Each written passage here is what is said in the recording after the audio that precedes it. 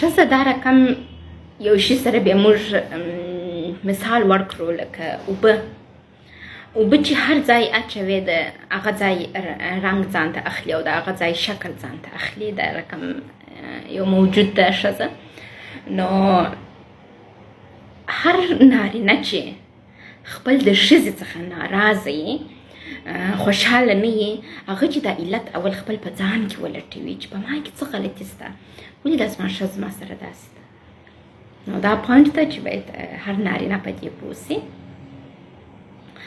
نو ښځه خو ما درته ویله چې د اوبو په رقم د هر ځای د هغه شکل اخلي.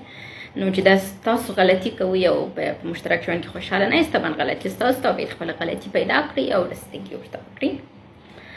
د یو نجیبې ښځې پیدا کول ډېر سخت کار ده، خو د هغې سره ژوند کول بیا ډېر اسانه ده او شاید هېڅ وخت مو په منځ کې جدایي رانسي. خو یو ښځه نجیبه جوړول هم په تاسو پورې اړه لري چې تاسو د هغې سره څه رقم رویه کوئ، څه رقم برخورد ورسره کوئ او څه رقم هغه بېرته جوړوئ خپل ځان ته.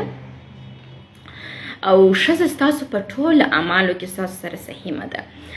مثلا که تاسو د ښځې سره بد کوئ، دا تاسو ته یو خو ګناه سوله ځکه چې تاسو پر هغې ظلم وکړ او هم به سزا وینئ په آخرت کې او هم په دې دنیا کې او هم به مو ژوند ترې چې دا ډېر بد ده او باید ویې نه کړو. راځئ چې د ښځو سره مینه وکړو، ښه احساس ورکړو ښځو ته.